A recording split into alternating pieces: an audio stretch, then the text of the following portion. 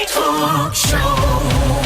It's the Daily Talk Show, episode 470. Weekend banter. Happy Sunday. Yeah, Athan Didaskalou. Wow, he got it. One hit. Well, halfway through, I then panicked because of the you basically set me up. Yeah, you smashed it. You smashed it. I was watching a video recently of us, Josh, and because we're fucking doing this all the time, I looked at my mouth when someone else was saying something, and I was miming what Josh was saying.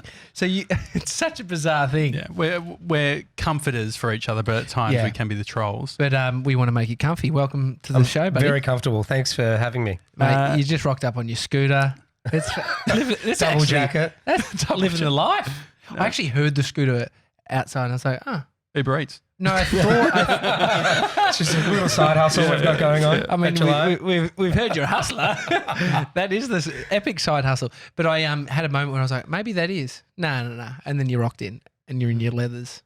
You're looking cool. Have you always been a scooter guy? Always been a scooter guy. I wear the leathers so that other people think I ride motorbikes. And they're like, this guy's rough.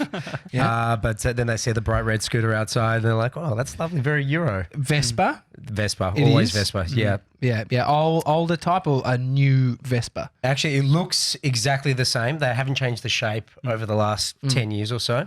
I actually bought the Vespa when I was at uni because it was a great little run around. So I've had it since 06. Whereabout did you go to Vespa House on Johnston? I did. Yeah. Great. Yeah. Frank there is fantastic. Yeah. They're great people. Actually, he I rocked up in my car, I had a Jeep at the time, and he's like, what's that piece of shit?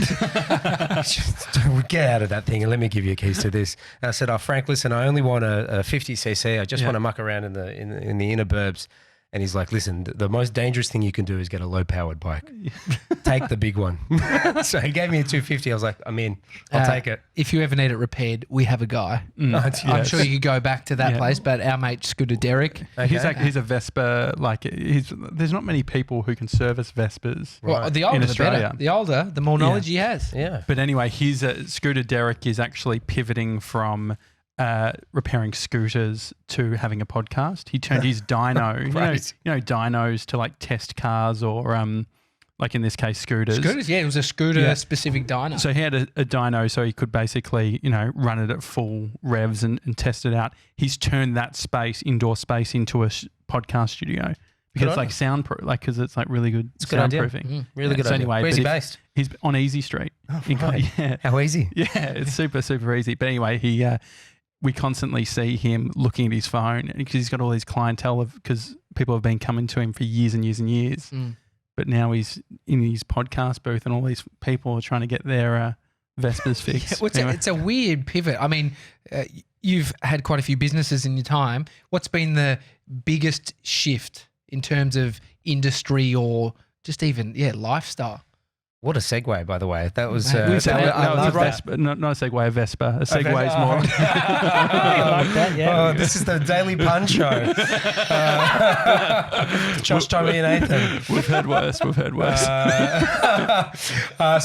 was the question? What's the best pivot? The best, the weirdest, the strangest industry switcheroo that you've done. I think categories. People seem to think that category switching is a big deal. So if you say you do, well, I used to work in advertising, but now we're in luggage. Everyone's like, luggage, really? How did you get into that? And that kind of category change, people start to think, well, that's a big jump. But a lot of the time it's the business model behind it that's quite similar. Vespa fixing to podcasts is actually quite a big jump either way. But I would imagine that for him, it's actually like, well, I've got all the equipment and there's actually not that much learning. Audio people tend to go between podcasting to filming things there's a lot of synergies between that. And then they'll find themselves doing documentaries, and then you find themselves doing, tours, because they're already doing those. And you're like, how did you get there? You're just an audio nut, and the progression's easy. So I guess when you see the little steps to get there, it's actually not that big of a jump. So as an entrepreneur, you're not worrying too much about what it is. It's about the business model that's backing it. I think so. Yeah.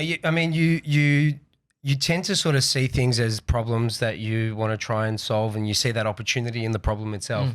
So you'll say things like, well, to talk luggage, well, these guys are making ridiculous margins. Samsonite's 90% of the market share They make ridiculous margins and they're ripping people off. Once you know how that's made, can we do something better? And that's how that starts. And you're like, well, maybe it's like I sort of reference it as like a wobbly table at a cafe. You kind of, it annoys you enough to like go, I can't eat. Yeah. That's it. There's definitely been some blow ups. Yeah. I need some bloody paper over here ASAP to put under this shit. You know, your partner's sitting on the other end and just don't worry about it. You're like, no, hang on a second. I need to give me something, you know. That bread, hard bread, I'm going to get it under there. And so it's exactly like that, you know, it just sits there and you're like, I've got to do something. I've got to try and fix this. But the funny thing is that it's always the case where it's like, it's a little wobble. How fucking hard can it be to fix? Turns out it's normally harder than what you think. And so you've created July Luggage. This is July on Instagram. Solid. Someone who loves a good Instagram handle. Good name, right? So it's extremely good. What was the moment where you were like, hang on, this is the wobbly table. I need to fix it. Well, there's a cafe around the corner called A Coffee down on Sackville Street, right near Easy Street for our Vespa friends out there, and basically, you know, self-employed, you hang out in cafes quite a bit. My business partner Richard also was running Brosa Furniture at the time, so that was his baby, and we'd always find ourselves in this cafe. We'd always spend the longest amount of time in this cafe, and you know, you sort of get to know the guys, and you're like, hey, you give them a head nod. It's nice, pure white. You feel like you're in a gallery a little bit. Exactly. Like, yeah, they've done a good job. Yeah, you know. And so when everyone leaves, when the rush is gone, you definitely notice the other people who hang around the longest. And we just got chatting. So my business partner is very much supply chain sort of guy, very businessy, very like knows his numbers, knows how to manufacture things. And I'm kind of the opposite. I'm like this brand guy. I'm like the guy who colors in things, you know. I'm like the fun guy. Right? He's the business guy. I'm the fun guy. Anyway, so we'd talk about things. We'd just get chatting. We'd chat about his business. I'd give my advice. And he'd chat about mine, and he'd give me his advice. And then we just start talking business models and like the rise of direct to consumer and how easy it's been to get things manufactured and start to retail them yourself. That's a relatively new thing. Even though e-commerce has been around for a long time, it's been very, very difficult to source things. So what we found is, there's a big rise, especially sort of Europe and US, and what were the industries in Australia that weren't really being touched on, and didn't really have that sort of, there's a bit of a barrier. There's a whole heap of, teeth whitening stuff and things like that, you know, because they're quite easy to source. But now all of Australia have white teeth. That's right. That just doesn't end, you know. Those Instagram ads, they just get you. But things that are a lot harder to manufacture, like luggage and furniture, end up, they end up sort of off the table. They're quite difficult to access, and then you have these legacy industries that just maintain their dominance. So, with Richard by my side, he's like, I reckon we can manufacture some amazing things, but we need to be able to position them right and make sure that we do everything else right. And we need people to trust the name, and that's where we came up with July. And that was the idea behind it, you know, July being the best time of year to travel. Yeah, I feel like the last 6 years, every July I go away to the US, or like it's summer somewhere else. Yeah. Well, if you don't go away, just look at Instagram. You feel like you're in bloody Mykonos with everybody else. The Greek islands seem to be very popular at the moment. Yeah. Have you got an off-road version of your July luggage to get through those bloody rubbly areas in Mykonos? No, they'll survive. They'll survive. Where does easy fit in the decision-making process? You mentioned, you got these hard things to manufacture, or things that are more difficult, or there might not be as much in demand, which could seem that's hard. Are you looking for an easy product, a no-brainer? You don't want easy. If it's easy to do, then everybody will do it, and most people end up doing it anyway. And if you have any success in it, if it's easy, you'll find a lot more people competing with you as well.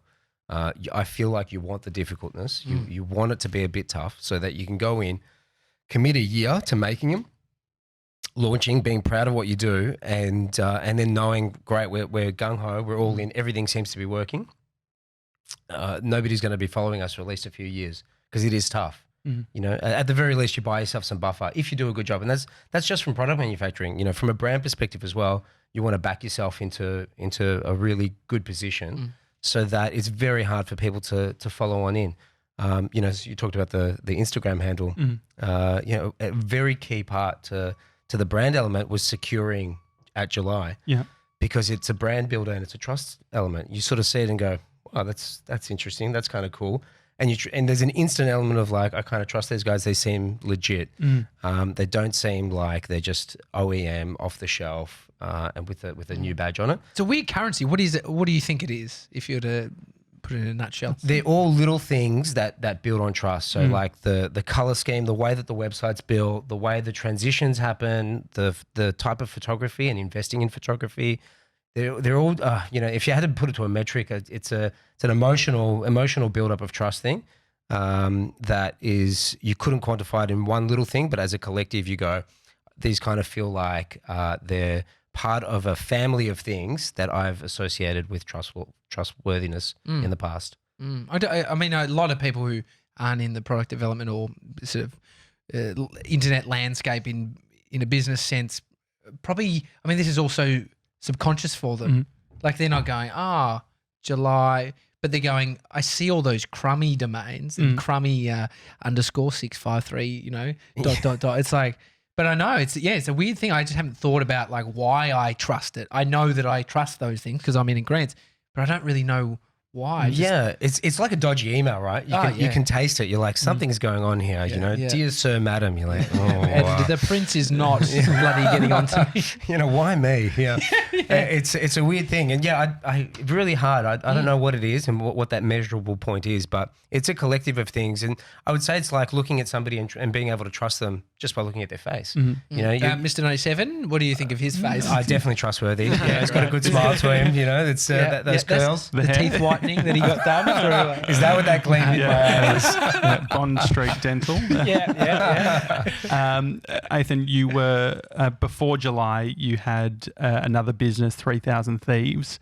There was a section which was on demand, which I find interesting based on everyone seems to be talking about SMS. Like Gary Vee was just in Melbourne, and every Tom, Dick, and Harry is getting on the SMS bandwagon. We were pumped and excited. We're like, fuck, we need to set up a number. Okay, what's our SMS strategy? Yeah, what's our SMS strategy? Yeah. I mean, you were doing it a few years ago and thinking about it. What's getting missed based on the movement and the trend, and where do you think it's all at the moment? SMS is a funny one, right? Because anyone will tell you the first thing that most people say is, it's 100% read rate. Everybody reads their SMSs.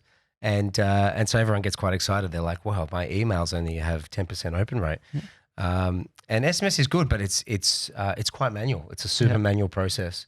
I remember doing that SMS thing that you're referencing for 3,000 Thieves. I was working full time while doing that. And the volume would just come in. And so I'm basically doing work, replying to SMSs, trying to organize stuff, and it was chaos. How much automation is there in it? Now there's a lot more more bot services that would do it. But the whole point of SMS is that interpersonal, feeling. So you can only get away with bots for a certain amount of time. Until you want to talk to somebody. Do you remember that service? Was it Bingo? You'd SMS it and it would send Bongo. Yeah. How old are you? 33. Yeah, so it would have been like, I'm 31, and I remember when I was probably 14, it was big. I went round to this girl's place, and she's on her laptop. She's like, I'm just studying and doing Bongo. I was like, what do you mean? She's like, I reply to the people. Yeah. That was founded by Dan Angelini, who does Movi standing desk. Oh, yeah. I know the other guy that founded it. He bought a Ferrari out of that shit back in the day. Everyone was on it. You know, like, do the Bongo. What do they say? And it's basically just Google searching and replying back. Yeah. Which was quite cool. It was magic back then. It was. And so is the magic there now, do you think, in the tech stuff? I reckon the bots have kind of eroded a bit of it, which is where you need that human element. You need the 14-year-old girl who's doing a study replying to. It is actually quite a magic feeling when you are replying to one of these things and you actually get like a little spelling mistake, or you get something that just goes it's a human. Great. Let me reply back. You feel it. And which makes it quite nice. And I think that's a really good thing. Even phone calls. We know, like, when we're talking with customers and there's like an issue with delivery, if we call them straight away, they're shocked. They'll email through and go, I've got a problem with delivery. We see it. We call them straight away within 30 seconds and they freak out. And it's such a simple concept. It's old school a little bit, but But people love it. People love the human People are element. freaking out that their phone's ringing. They're just like, oh my God, what do I do with it? You know, there's no words that's coming up. My phone is making a noise. Yeah. So I think SMS is a great strategy. Yeah. To go back to what you're talking about, I think SMS is a great strategy. You can use bots for a certain point, but I think you should start the conversation with the human element. That's the trust builder. I think probably a common word in your vocab is scale or scaling. Like as an entrepreneur, everyone's looking to scale their business. Yeah. How can you scale this approach, that personal touch? I think you can. I think there's how many SMSs are you going to get? 1,000? Oh, mate, I send 1,000 a day. Yeah, you just it's you can probably reply to like 10 people, 10 messages per person. Yeah. I think it's definitely scalable. To a degree. There's assistance, there's pre-written stuff, but I think the human element is very important. It depends on the objective. Yeah. If it's something like just sending through shipping details and just automating a lot of the stuff that would have gone through email, sure, you could definitely scale that up. But if it's things like customer service, like there's something's happened to my lining on my suitcase. What do I do? Or how do I clean the case? It's really frustrating to get a bot back. Yeah. It's really frustrating, and I've been doing it with the Qantas bot on Messenger, like trying to find out, I've got, issues with, I wanted to request a meal, and then I just kept getting the bot, and I'm like, it's just, when you're calling on those automated phones, and you just, the trick is just keep pressing 0 until they're like, okay, cool, now we'll just send you somebody to talk to. That's all I want. I just want somebody to figure it out and have a chat to. And the Instagram handle, July, obviously very powerful, backing it up with having that sort of personal touch, having people on there commenting. Are you pedantic on your strategy when it comes to how you engage with your customers or your audience? No. I think the key thing for us has always just been, we do a little bit of, brand personality training. But the guys replying, like there's a team of us that all sort of have a hand in it, and it's important for everybody to have their own personalities come through as well. So the whole thing is like whatever it takes, just make somebody happy. So what are the what are the rules for us? One of the things is we don't even have that massive of a following when it comes to Instagram or social media, but when you have a group or team working on it, it can be a bit of the bystander syndrome where it's like, who's going to regram this thing and who's going to write back to this thing? How do you work out that? Yeah, the regramming separate to customer service. So that's a whole separate thing. But when replying to people, look, you especially from a customer service perspective, the rule is always acknowledge their concern. So things like, I can't figure out the lock, or I've forgotten the lock's not working. Which is typically I've forgotten the code, so we're like, okay, well, I'm really sorry, I'm really sorry. Like sometimes locks can be a little tricky. You have to acknowledge their concern so that you're on the same team with them. Yeah. But you can't acknowledge that they're a bit fucking dumb. Well, I would never say that. And, sometimes people just need a little bit more assistance in getting that over the line, but you have to help them out. You got to show them that you're on the same team. And I think a lot of people come to the table ready to fight. They're like, can I just speak to the manager? I've got an issue with my thing, and you've just got to go, we're on the same team here. Let's get that resolution. And that's definitely one of the rules. Yeah. Get them on the same side, and then use your own personality to get them over the line. So that's the customer service side. What about the general interactions? Like, are you getting many people who are, just engaging on more like a personal level? Yeah, we sort of have that brand personality, and it sort of helps. It writes itself, We say thank you, enjoy your travels. It's never really about for July. It's never really about our products. We're always engaging with like, oh my God, your photos look amazing. The trip looks great. We want people to explore. So if it's like if it's somebody from our design team who has a particular preference for beautiful photography, they'll end up engaging more with the photographers and just going, wow, I really love, where are you? Is this museum in Tokyo? Really lovely. If it's me, I'll sort of find some other guy. Like I love anyone who does like some creative video stuff. Like I reply more to stories than anything else. Yeah. And the stories end up being a lot more fun because people don't care as much. Yeah. So you end up just going, that's sick. That's really nice. Having that personality come through is okay. I think. What's your screen time like on your phone? Through the roof. Yeah. What are you talking? Yeah. What are we talking? Should we pull it out? Yeah, mate, pull it out. I mean, I just formatted my phone just so that I could wipe that screen time quite clean. Josh, tell Athan what your screen time was last week. Yeah, Athan, it was on our Instagram it was account. 25 hours on Instagram last week, which was, I had annual leave as well. But is that dark mode that you've got? I got the dark Do mode. you on. like dark mode? It's okay. It saves battery, You right? really did reset your phone because that's low, or you just That's no, I did reset it. I really did reset it. Go to day. Go to the day. 4 hours today, or almost mate, 5. a bit of YouTube today. Do you know what? I actually do it to fall asleep. It helps me fall asleep. So I watch a really boring video. And then you actually have to have. I mean, this is very counter to no blue light just before you go to bed, which is like close your eyes to a YouTube video. Well, is at least a warm looking image. What sort of stuff? Just really boring. So The daily talk show episode. Yeah, you guys are great. No, it's what do I watch? They're quite funny. They're like science videos where they explain like certain things, just really boring topics. Yeah.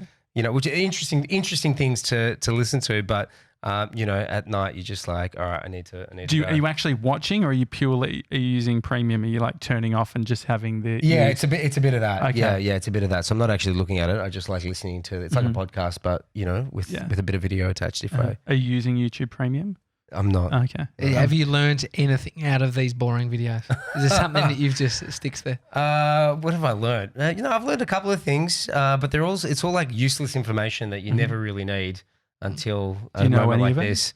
No, Yeah. I'm trying to recall. This is the moment that you could have used one. Just I'm one. trying to recall even some of it, and I don't really think I can. Well, there's a on the Calm app, they have like Stephen Fry telling like boring stories. While you're driving. No, Calm. Oh, sorry. So I said car map. No, Calm. The Calm car map. I was app. like, is he What did doing you- No, I heard car map as well. Okay. Is he Yeah, doing alright. GPS now? I was like, imagine Steve Fry. No, the Calm app. Calm. Calm. Yeah. Calm. Any calm. Calm. It's just bogan Calm. Aussies. Yeah. How do you say it? Like if you're a swimming, what's that called? The POOL. How do you say it? What? Pool. Pool. Pool. Anyway. What else is Pool. Pool. Pool. Pool. Oh, Pool. Pearl. Pool. Ah, Pool. Trudy. But no, so that he's got like talking about lavender or whatever, Oh, going into detail about that stuff. That's a snooze So fest. it He's got a sounds great like- voice. Yeah, He's got he a does. great voice. So it sounds like you can't switch off. Maybe would that be a? Oh no, it's just nice to. This is getting deep. He's No, projecting. It's, Yeah, it's just nice to fall asleep to audio. It's a bit like white noise, and some people prefer this but like it's not. calming It's someone meditation. talking. Like No, totally. But Yeah. like when you listen to those meditation apps, Yeah. it actually frustrates me at the speed in which it goes. too So slow. now take a deep breath, and you're like, come on, mate. Like, it's just way too much for me. So Let's get through this 10 minutes. Come on, buddy. exactly. I got some sleep to do here. So I just like listening to stuff. Yeah. No, I mean I have to. The reason I'm pushing you on it is because I have to listen to something going to bed, like audio books. Oh, you as well, right? Like literally Yeah. everything. So Yeah. I've got like 180 audible books, and I'll like switch between them. There's one daily rituals, which just talks about people's rituals, what they do in a day, and just sort of get sleepy listening to that. You would have heard a lot of entrepreneur stories being this burnout journey where they've had a crucible moment where on the other side they come out, they're like, never again, too much stress, it was crazy. No, I'm good. You're good? Really? Well, Yeah. I think there's a good entrepreneur, I would think, is able to live in and process and deal with a bunch of stresses, right? So my friend who's got a business that does high volume of sending out like tickets, like just that. It's not my business, but I know the stresses that he has about all of those little things. And I'm always blown away about how he doesn't really get fussed about them. Yeah, right. What fusses you though? What makes you not okay within a business? It's cyclical, things change and things happen. Sometimes there's a delay in stock. Sometimes the color's not right, so you've got to go back to the factory. Sometimes, like I came back from Sydney at midnight last night, and I had gym at 5 a.m. and that kind of stuff. You've got like every day is banked up with something because you've been away for 3 weeks. Did you listen to your boring thing when you got home? I did, dude. Yeah, I can't even remember what it was there. That's I'm pretty sure I was doing research on the podcast. What would you type in? I did. I was listening to the Dan Illich podcast ep. Yeah, he's great. On the plane last night. Uh-huh. He was great. I do love him. Yeah. He was a good guest. And so you've worked out how to kind of go with the flow on. That's right. I think you've got to. I think especially when you're starting things, you don't know what the answer always is, and so you're comfortable figuring it out. And I think a lot of the time, for a lot of people who start their own businesses, start their own things, they're comfortable figuring things out for a while. That's probably the one trait with people who start businesses a lot, or people even with the same business doing new things, they're quite comfortable going, well, I don't know what the answer is going to be.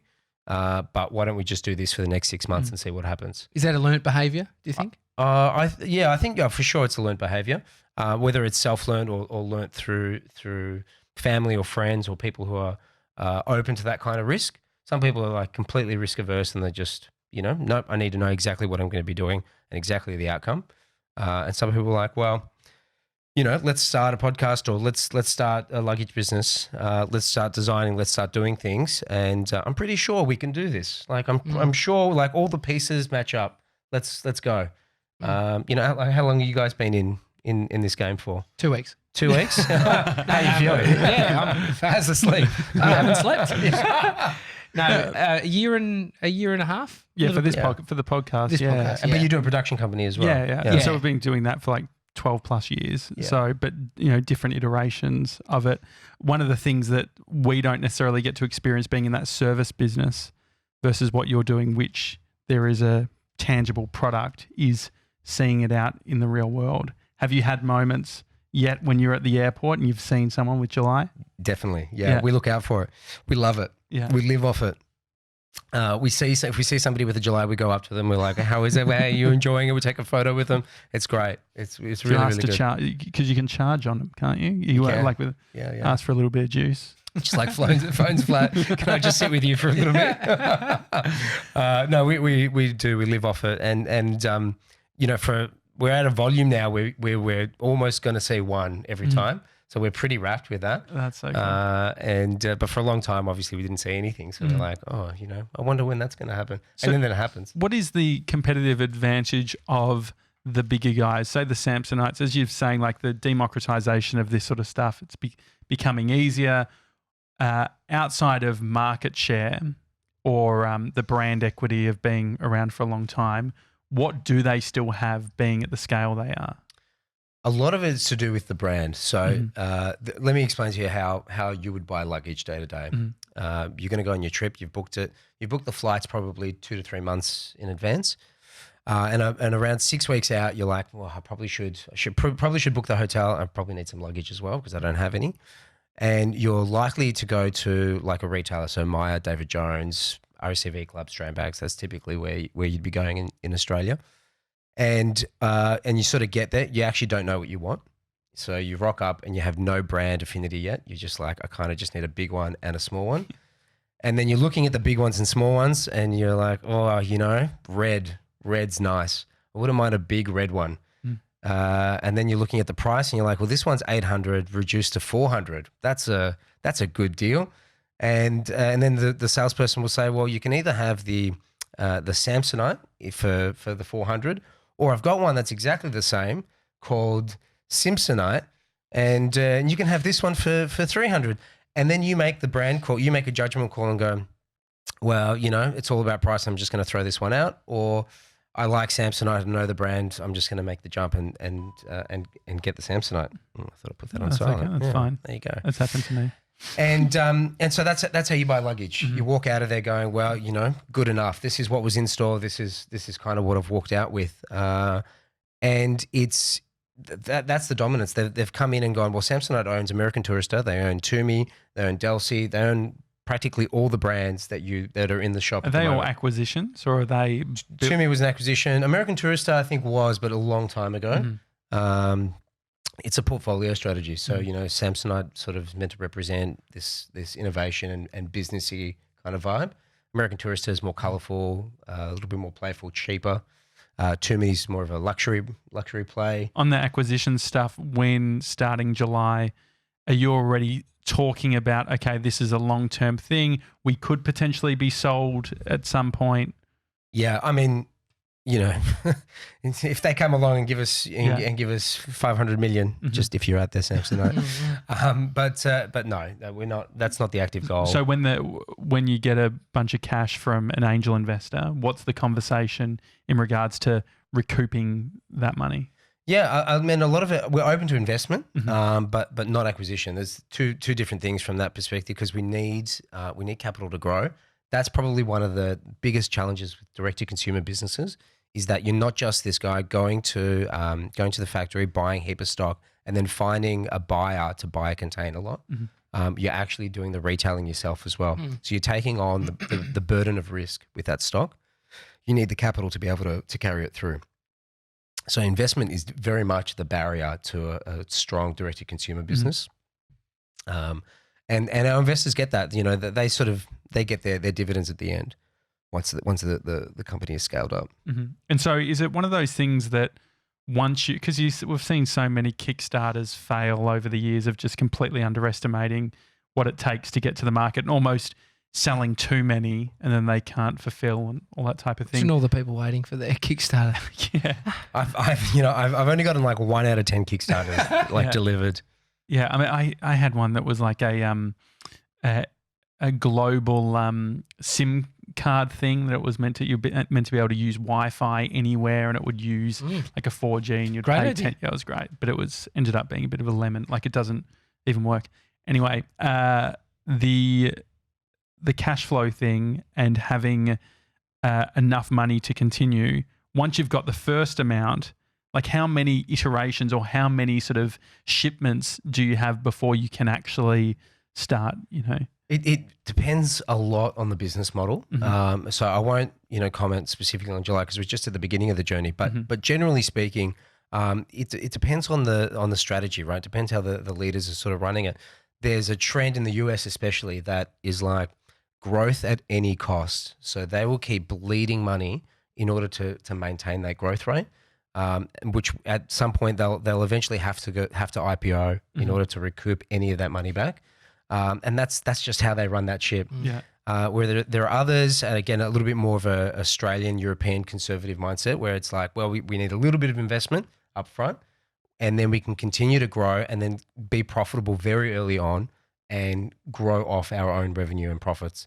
That seems to be sort of a more Euro-Australian vibe. Does that mean that the luxury of, say, having USB connectivity is a hard sell when you start looking at the cost of a product? From a production standpoint? Yeah. A lot of it's opportunity costs. So I'll give you a really good example with what we do at July. So when we were first developing and designing, we were late to the game, right? Samsonite's been around for a long time. There are a lot of other luggage brands out there. What we did was just read every single review we could and we found where the issues were in their bags. So all we did was aim to fix those issues. Biggest one is that polycarbonate cases, a lot of people end up getting corners and edges pressed in because when a case lands flat, the impact is spread. But if it lands on the corners, the corner dints in. That's where a lot of the issues were. So we needed to fix that. And our industrial designer was like, well, we make the edges rounder and we protect the corners with aluminium. Easy enough. But a lot of what determines, this is the most interesting thing that I learned at the beginning of the journey, what determines the shape of the case is actually the little black plastic things that hold the wheels.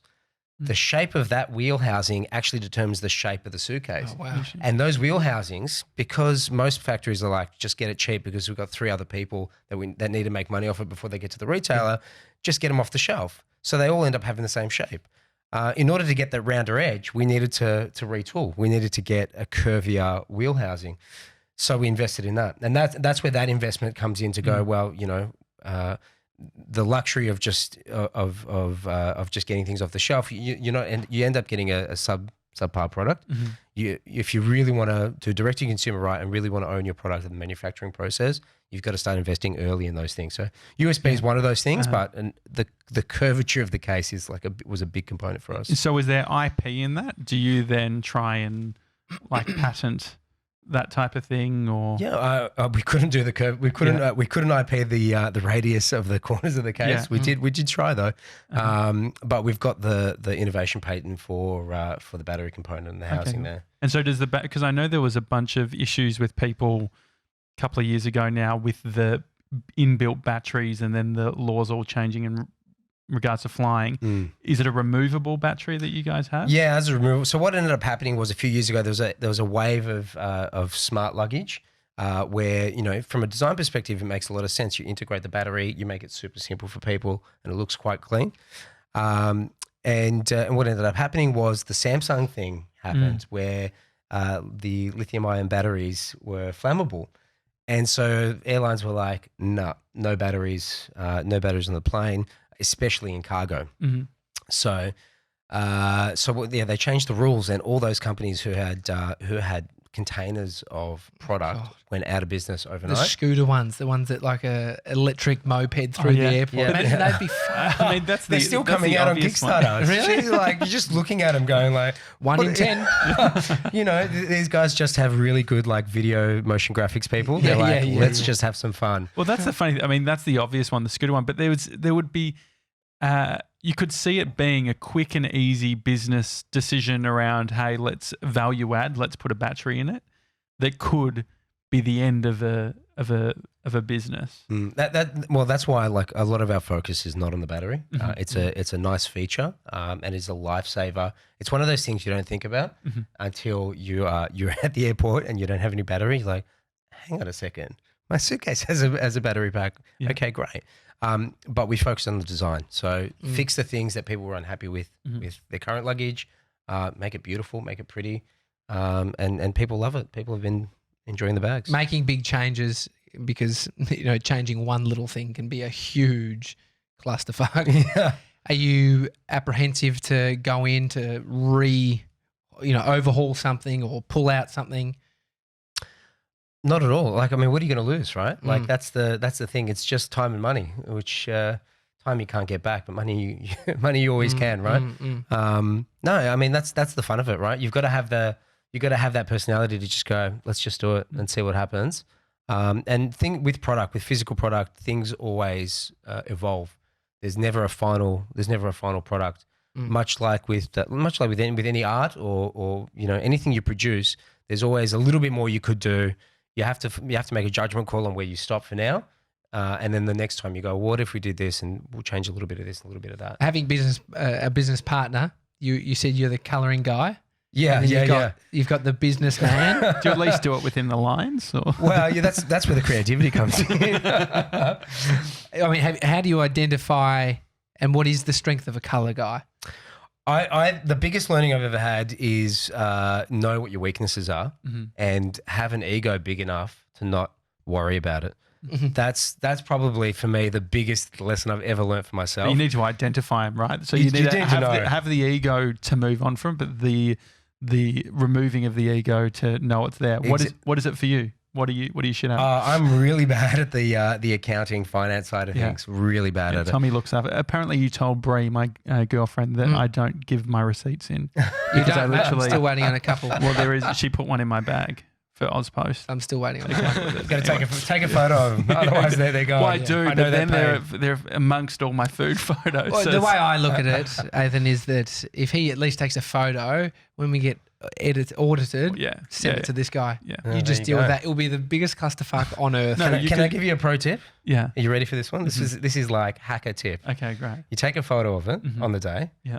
And when you ever need to reference it, if you use Google Photos, the Google Photos app, you just search receipts and Google Photos knows that it's a receipt. Yeah, it will be fun. I've done that before with finding a burger photo. So I didn't think about it for receipts. That's a good idea. It's a great one. It's a great hack. And so so that's the finance stuff. Did that fuck you in any businesses? Have you had to reconcile your own Xero and Yeah, definitely. I mean, anything to do with Xero, like it's my life goal to never log into Xero ever again. Yeah.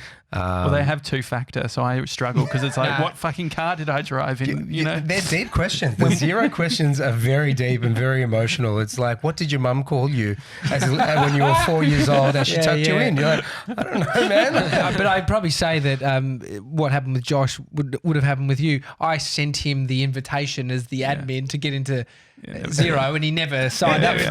But he's back in. So you're the numbers guy. Yeah. Not even. I quite enjoy Xero. What I like about it is that it's this process, and it's taken a lot of the thinking out of it for me. So I can be this dummy that can just press a few buttons and get cash flow.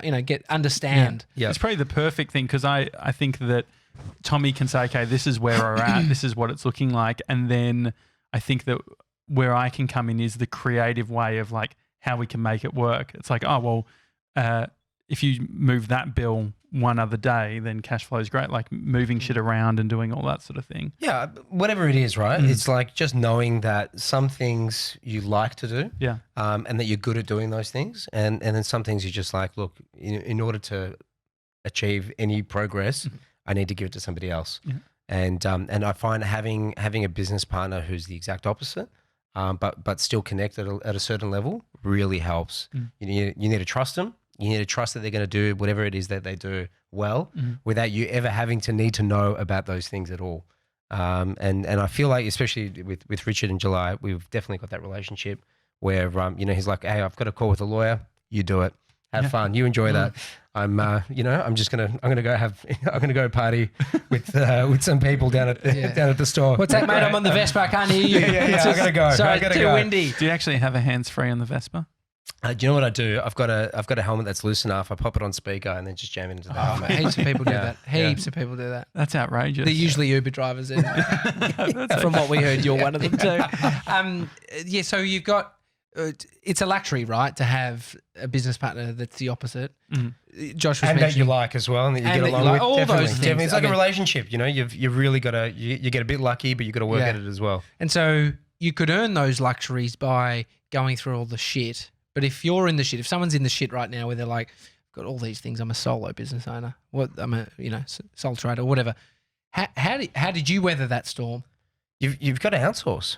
It's as simple as that. You've got to find somebody who can do it. If you take on that burden, you definitely, it doesn't matter what YouTube video you're looking at, you're not going to sleep. You are awake all night. Like, you know what I mean? There's a threshold. You've definitely got to outsource it. You got to get some assistance on that and focus on the things that you can do.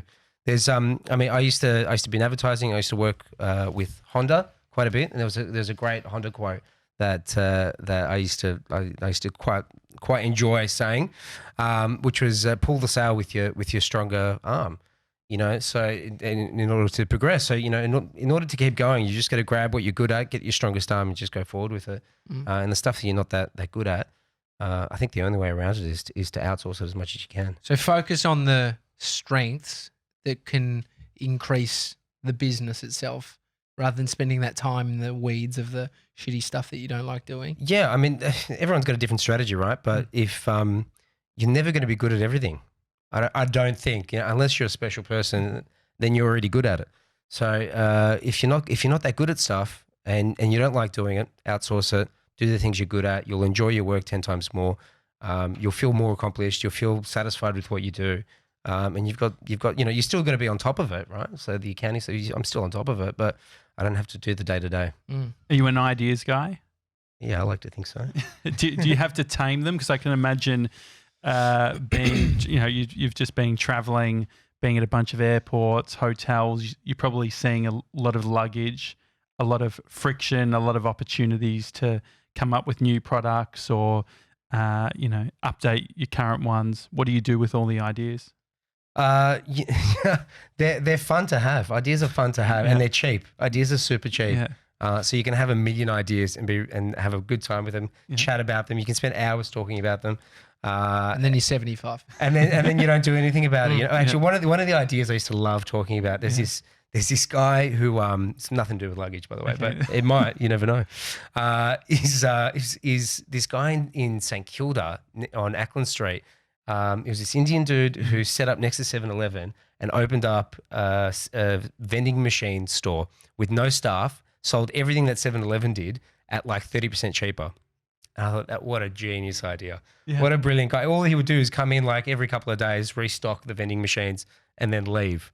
It was a good business. I'm guessing it would have been. I think he's doing all right. You know, I actually saw, so I watched a documentary on Amazon Prime of Coca-Cola versus Pepsi, and there is such competition with even some of the high schools in the US where they'll give a bunch of cash to schools to be the exclusive drink. So they'll like basically buy the school stadium, you know, or 50 grand a year over 10 years or whatever and build the stadium. But there was a case where Coca-Cola bought into one of the schools and Pepsi paid a house across the road to set up a Pepsi vending machine outside where all the kids hung out. That's great. It's Great pretty idea. pretty crazy. It's a creative approach to something. I mean, yeah, from a competition point of view, there's creativity in being able to compete in interesting ways. Have you done any of that where you've been able to, being the underdog, done something creative? You know, our most creative approach is to produce beautiful luggage at an affordable price. Yeah. That's as creative as we've gotten to begin with. We haven't really needed to go down that path yet. Yeah. Because I think the main beast being Samsonite is just not looking at us yet. I don't think they're worried yet. I mean, something I find interesting. They should be. Well, I think We're what's coming interesting for with you is you're happy to talk about the competition. There is a strategy in competition doesn't exist. Has that been a strategy to we will talk about the competition, or is that just naturally what you do? It's interesting. No, we don't typically talk. We don't typically look at the competition. Yeah. In these scenarios, you know, we're obviously talking about it, and there needs to be an enemy. There needs to be somebody that you're going after. And there's a goal, right? The goal is like these guys have dominated for so long, basically abusing the system of like mass production, mass distribution. There's definitely a better way to do it. Is that a strategy? So is that a strategy based on Australians love underdogs?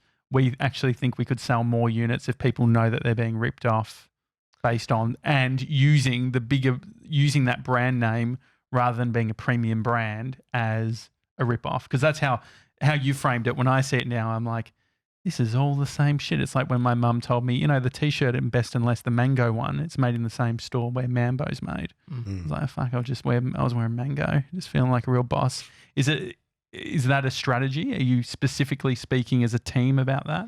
Yeah, we actively don't look at our competitors. I think that's a strategy, definitely, because it's very easy to see where the man is, but you always want to go where the ball's going. Yeah, sure. And so you want to footy analogy. Yeah, like that? Solid. Yeah. It's just grand final. It's a good time. It's good time. Sunday they would have already won. Yeah, Tigers can't believe it. Unbelievable. By 63 points. So it's important to not constantly be looking what everyone else is doing. You want to be looking at brands and people that inspire you and go, that's beautiful. We'd really love to be part of that. Yeah. And start doing things like that. Ethical business, running one, it seems that when you look at someone like Samsonite, where they start mass producing, and it's like they become about the bottom line because they're so big, right? And it's their focus. How do you, right now, where your business is at, looking at how you do things and maybe where you want to go, is ethics on your mind, top of mind? Service is definitely. I mean, ethics is always top of mind, but how you represent that is typically through the level of customer service you give people. So you want to make sure, one, the product is as phenomenal as you're saying it is, and then two, when they get it or on the process of getting it, you are like constantly on top of it, and you overcommit to it. Like I'll give you a really good example. Early on, so we got a warehouse in Sydney as well. Somebody was leaving. Australia Post delayed the shipment just because they can't deal with big boxes. They can't deal with any It's fucking just, packages, mate, which is amazing Post, for like, it's a love-hate relationship. You know, if you're out there listening, I suppose, please just put us on the priority list. You know, sometimes they just delay things, and it was Friday afternoon. This lady was going away on Saturday. So, she's like, where's my luggage? Like, I'm really worried about it. Was never going to get there, Friday afternoon from Australia Post. So, we sent an Uber over from where we were in Homebush to Bondi. And I did it as a premium to guarantee that it would get there. So we spent $130 on an Uber in peak hour on a Friday afternoon. When you say premium, was the July running? Uber comfort. I was going to say Uber Black. Seatbelt on, you got to do it sometimes, because the drivers are more open to grey area deliveries. I hope you went into the car, took some mint, some water. Right? No, we're in Melbourne. This is all. This is all outsourced, right? So. We called up the warehouse and we're like, hey, listen, there's going to be a car that rocks up. Don't freak out. Just put the box in. And we're sort of like SMSing with the customer who was following the journey along the way and couldn't believe that what had happened. Yeah. The carry-on's $295 retail. We spent $130 on the Uber to get there. So it was one of those situations where you're like, just whatever it takes, and that you could consider that as an ethics thing. But it's like, well, cool. Our ethics are, be as customer-centric as possible. There's something in the system that's not our fault that delayed the customer's case but is leaving tomorrow. What can we do?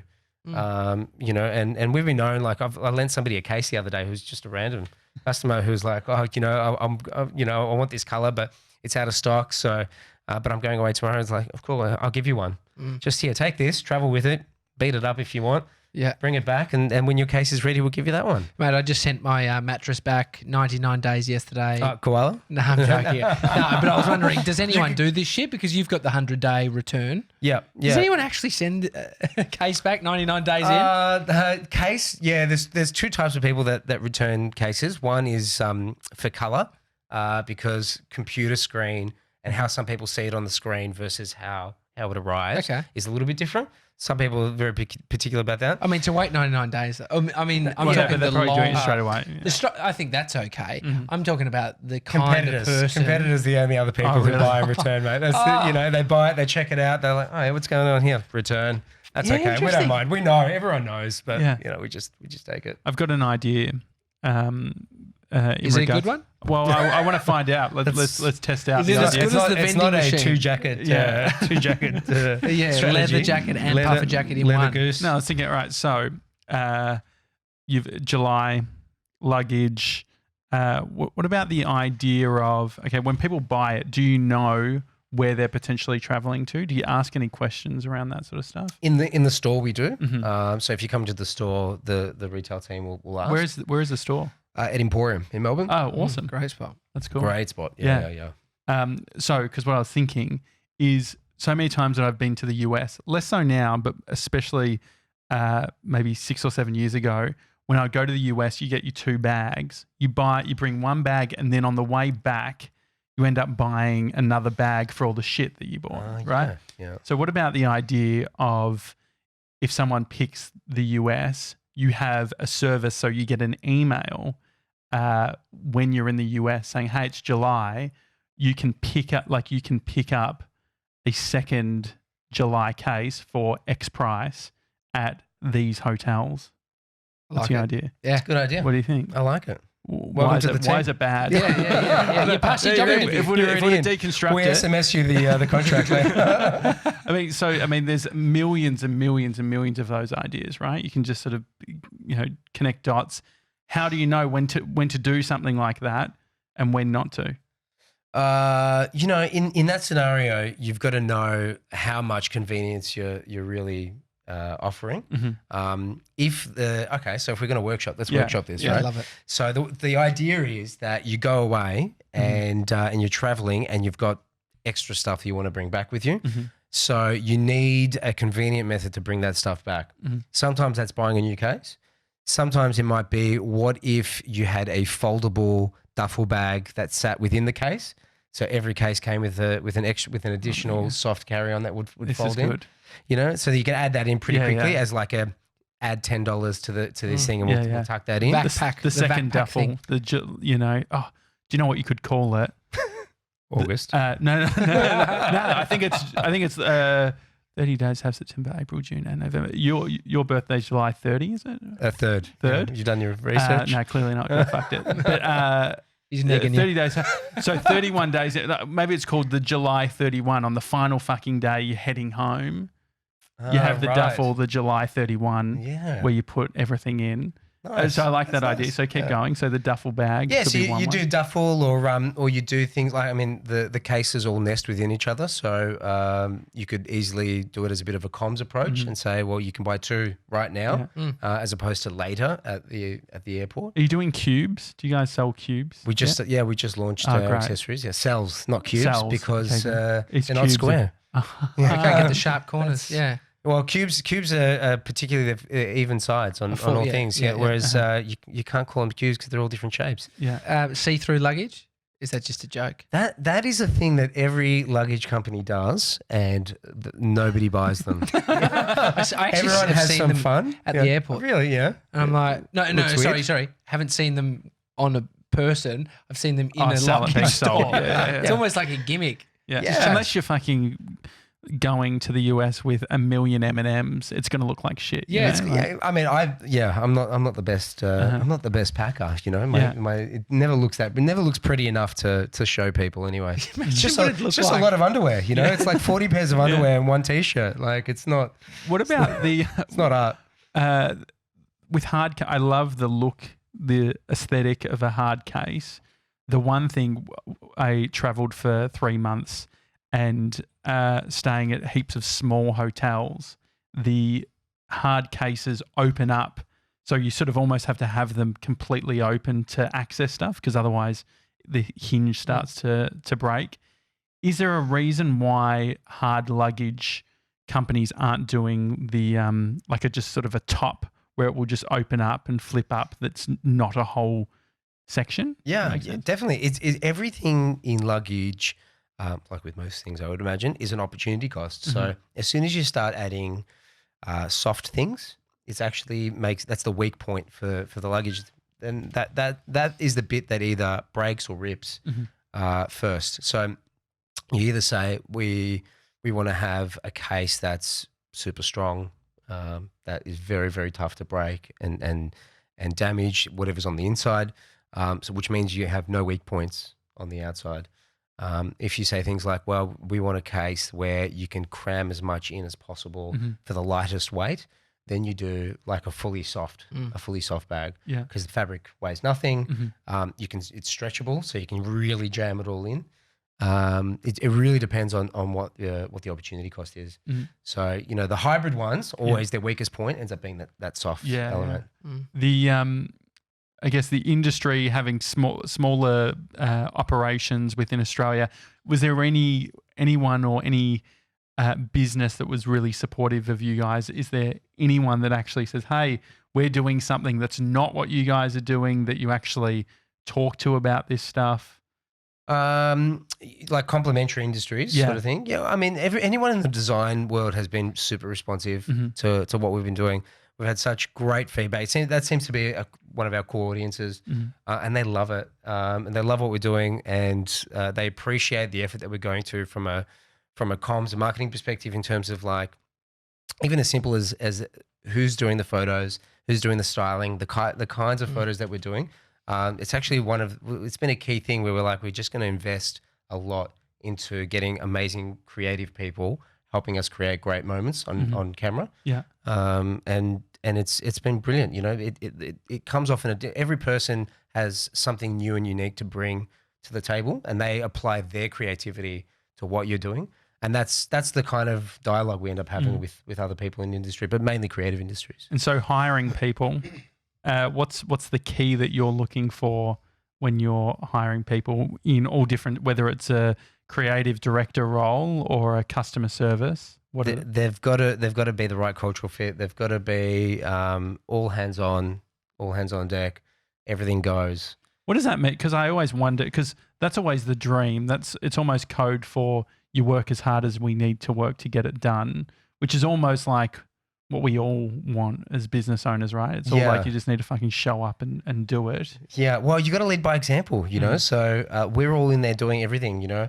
I've put a couple of suitcases on the Vespa and I drive down and deliver it to customers when we need to. Yeah, But zero, get fucked. A couple of pick up Maccas on the way if you want as well. Deliver that as well. No, but like we do what it takes. We do it, and it's not so much about constantly working. It is about just getting the result. If we're saying that we're customer centric and we're saying we'll do anything it takes to keep people happy, then that's what we commit to. And you got to enjoy yourself as well. You know, you got to have some fun too. But it really is about culturally going, I'm okay with a title that says this, but by the way, somebody needs to go pick up the booze for the event tonight. Who's going to go and do that? Yeah. Well, yeah, cool. I'll go and do it. And you got to be people who are comfortable with that. And there's a lot of people that aren't. And is there an onboarding process? So obviously, like, it takes a while for people to completely understand culture. Are there things that you do or meetings that you have? Say if you weren't happy with an interaction on a customer service thing, or you would have done something differently. Are you doing retrospectives on that stuff? Look, to be honest with you, if you're in the team, you're in the team. You know, we're still pretty young. Yeah, we're not we're not that aggressive on the hiring front. That once you're in, up front we try and make a good judgment call, like anybody. Like you just want to make sure you hire for culture, and the skill set is important, but you can always learn things. Do you correct though? I guess is the question. Like realizing we coach. It's a coaching process. Yeah. So I mean, there's many different types of leadership. We definitely have a strong element of coaching and vision. So we sort of set the bar and go, this is what we're trying to achieve. This is what we're all about. By the way, these are the steps that we need to get there. If you don't know how to do 3 of these things, that's okay. We'll coach you through it and we'll show you how to get there. You've had multiple businesses and entrepreneurs can tend to be, quite looking everywhere for the next thing. And I know that with July, it's been the thing that you've gone all in on. That hasn't been a side hustle or you've had a bunch of stuff going on. How distracted do you get as an entrepreneur by the other sort of potential, beams of light out there? Yeah, I mean, I've spent a lifetime being distracted by those things, but once you find yourself in the right kind of business with the right kind of people, those sorts of creative opportunities come within the business. So you say, oh, I'm really excited about doing this foldable duffel bag thing that's actually a little add-on that slips in the thing. What would it take to get that done? So you end up being more of an intrapreneur than anything else, and you start coming up with great ideas, and the team supports it, and you go ahead and do that. You reckon the duffel thing will happen? I mean, if we do, we'll send you. I mean, I didn't come up. But that's why I love you come up with different ideas, and then it's like the what if, and then like adding, and Is that just back to sort of the not looking everywhere and then saying, it's almost a reframing. Look in my business to be the entrepreneur within the business for the business. For sure. Is it? Do you think it's a trap then for a lot of entrepreneurs out there that are just looking everywhere? Like, not complacent. I'm a bit complacent with it. I'm not sold on this, but it's okay over here now. It's each to their own, depending on the life stage they're at. I think it's an important thing if you're doing something and you're not satisfied in it to keep looking, and that's a fundamental. You'll never tell anybody no. You stay put. You just keep doing that thing. If they're not satisfied, then they need to keep looking. I think a lot of it is how you build your home, and if you can build a home where you're comfortable in, you get your creative output. What are those things that they say that build happiness? So it's like autonomy, mastery, and something else. I can't remember what that third one is. Right, but let's stick with autonomy and mastery, right? For now, got it. Yeah. So you need to be autonomous with what you do and make your own decisions. You need to be the master of it. You need to be pretty good at what it is and feel like you're getting, you're dominating in that and everything about it. And whatever that third one is, you got to do that third thing. Purpose. There you go. Yeah. Thanks for the Google there, mate. And you got to have purpose with it too. So if you feel like those 3 things are what you're doing in your day to day, I feel like you can start to get creative with it. You just you enjoy every little workshop moment like this. And we're like, great, let's try out a duffel bag, or let's see if there's a better creative way that we can solve. Maybe it is the airport thing. I think looking around is more around how far out. Is it within the business? Is it external? Are you looking for different people? And it's actually more about it's more about you searching for yourself, I guess. Yeah, I than think it it's is anything else. It's an interesting thing because you could feel restless as a person, but then it's like acknowledging the restlessness. And then even though I'm feeling this, do I commit to the thing and stick at it? Because maybe it's on the other side. Maybe you're not looking for another thing. Maybe you're looking for another you. And sometimes you've got to look within yourself to think, am I happy with this me? And how many more me's are there before I'm happy with where I am? I'm not looking. That could be deep. I'm not looking, but I like it. Yeah. I think it's awesome message. Thanks so much for coming on the show. Thanks mate. for having me. July on Instagram. That's the easiest way. Do you find that most people are clicking through in regards to traffic, Instagram, Google, all the different things? Where are people coming to you from? Where's the main? Instagram. Yeah, Instagram's the biggest, and search. Yeah. Yeah, people still searching heaps. I was on the Instagram account, and within 30 seconds, I was getting retargeted on Insta stories. Is that a big part of your marketing? That's quick. Yeah. We do social a lot. Yeah. Social's a big part of what we do. Social and search.